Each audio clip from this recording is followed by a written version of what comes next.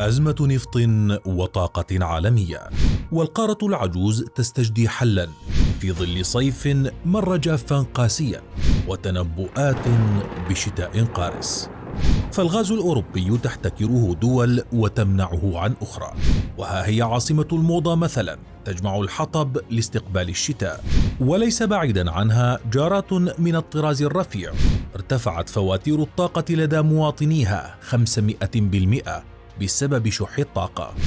إنها حرب تقف بخجل على الأبواب بانتظار أحدهم ليفتح.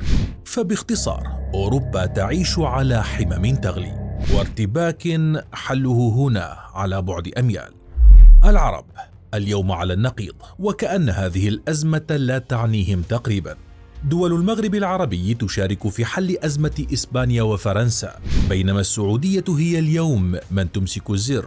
ولم لا؟ فالنفط هنا في أرض المملكة، وأعين العالم معلقة في هذه البقعة من الأرض.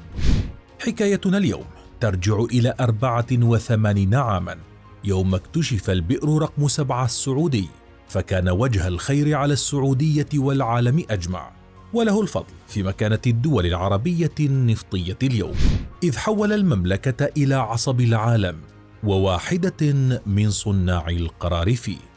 لنبدأ القصة الآن، ولكن نذكركم دوما بالاشتراك وتفعيل زر الجرس. هكذا أصبحت السعودية دولة نفطية. 4 من مارس 1938، تاريخ حاسم في تاريخ المملكة العربية السعودية بل والعالم أجمع، فما حدث زلزل موازين القوى العالمية. في هذا اليوم بدأ تدفق البترول السعودي من بئر الدمام رقم 7، فباتت السعودية بعده أكبر دولة باحتياطي نفطي هائل وأهم مصدر للطاقة في العالم أجمع. فما هي حكاية هذه البئر؟ ولماذا سميت بهذا الاسم؟ وكيف أوصلت المملكة إلى ما هي فيه اليوم؟ بدأت القصة يوم 30 من أبريل 1933، حيث بدأ العمل في حفر الآبار في السعودية بحثا عن النفط، بعد توقيع الملك الراحل عبد العزيز آل سعود اتفاقية التنقيب مع شركة ستاندرد أويل أوف كاليفورنيا الأمريكية، الاتفاق الذي تم بموجبه إنشاء شركة كاليفورنيا إربيان ستاندرد أويل، وهي نواة أكبر شركة نفطية في العالم المعروفة اليوم باسم أرامكو. في ذلك التاريخ بدأ حفر بئر رقم 1، وعلى مدى 7 أشهر تأرجحت قلوب العاملين خلالها بين يأس وأمل ونجاح وفشل. خرجت أول دفقة من الغاز بعد الوصول لعمق 700 متر، لكن الفرحة لم تكتمل، إذ أجبر عطل فني العاملين على إيقاف الحفر وسد البئر نهائيا والبدء من جديد. وحملت البئر الجديدة اسم بئر الدمام 2، استغرق حفرها 3 أيام، وأنتجت كمية خجولة من الزيت بلغت 3840 برميلا يوميا. لكن الأعين كانت تتطلع للأفضل، فتم حفر الآبار 3 و4 و5 و6 حتى جاءت اللحظة الحاسمة، وبدأ إعداد بئر الدمام رقم 7. ومن هنا يتضح أن اسمه جاء من كونه السابع في ترتيب الحفر. لحظة حاسمة في تاريخ المملكة والعالم. تم حفر البئر وتجهيزها لتكون بئر اختبار عميقة بجهود كبيرة، حيث تواجد في موقع حفر البئر آنذاك 1076 عاملا سعوديا، إضافة إلى 62 عاملا من غير السعوديين. وكان جو الحفر يسوده اليأس والإحباط، فالبئر رقم 1 أخفقت، بينما تبين أن البئر رقم 2 رطبة، أي أنها تخرج الماء أكثر من النفط.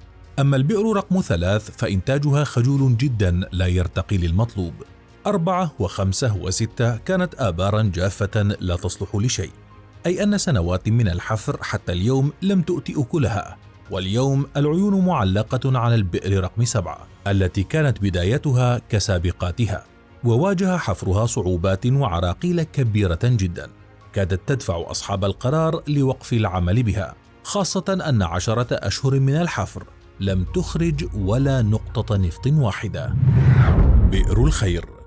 وصل عمق البئر إلى 1.5 كيلو، ولم ييأس الجيولوجيون من الحفر، وكان معهم آنذاك الدليل السعودي صاحب الفضل في العثور على مكان البئر، ابن رمثان، الذي تجدون قصته كاملة على قناتنا في مقطع فيديو مخصص له. أما الجيولوجيون الأمريكيون فكان على رأسهم الأمريكي ماكس ستانكي.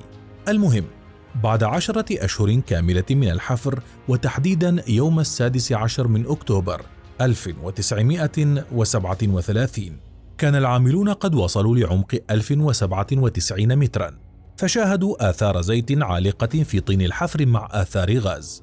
إنها بشارة خير وبارقة أمل، فلنكمل الحفر إذن. لكن ما أن وصلوا لعمق 1382 حتى اختفت الآثار كلها، ولم يعد هناك أي أثر لزيت أو خلافه. لن نيأس، قال ابن رمثان، فبحسب خبرته بهذه الصحراء عرف أنها ستجود عليهم بالخير وليس أي خير. فبعد أن تابعوا الحفر حتى عمق 1440 متر تغيرت الأحوال، وفي مارس 1938 حققت بئر الدمام رقم 7 الأمل وأثلجت القلوب، ووجد الباحثون مطلبهم، وأنتجت بئرهم 1585 برميلا في اليوم، العدد الذي كان يرتفع يوما بعد يوم حتى أصبح مع اليوم السابع 3810 براميل في اليوم. إنه الحدث التاريخي المنتظر. فانطلق محامي شركة التنقيب ويليام لينهان إلى الرياض ليزف للملك عبد العزيز بشرى البئر، التي وصلت كميات النفط فيها لمستويات تجارية ولم تتوقف عند الحد الاستهلاكي فقط، وباتت أول بئر منتجة للنفط في المملكة. وبعد تجهيزها وبنائها انطلق الملك في أول زيارة برية لموقع البئر، التي أطلق عليها اسم بئر الخير، إذ حملت الخير للمملكة وللمنطقة الخليجية كلها. وصل الملك عبد العزيز إلى موقع البئر في مايو 1938 في موكب كبير تفقد خلاله منشآت الشركة في الظهران ورأس تنورة، وقام بافتتاح مجرى انتقال الزيت إلى أول باخرة شحن الزيت السعودي إلى الخارج، لتواصل الشركة تقدمها في أعمال التنقيب عن الزيت.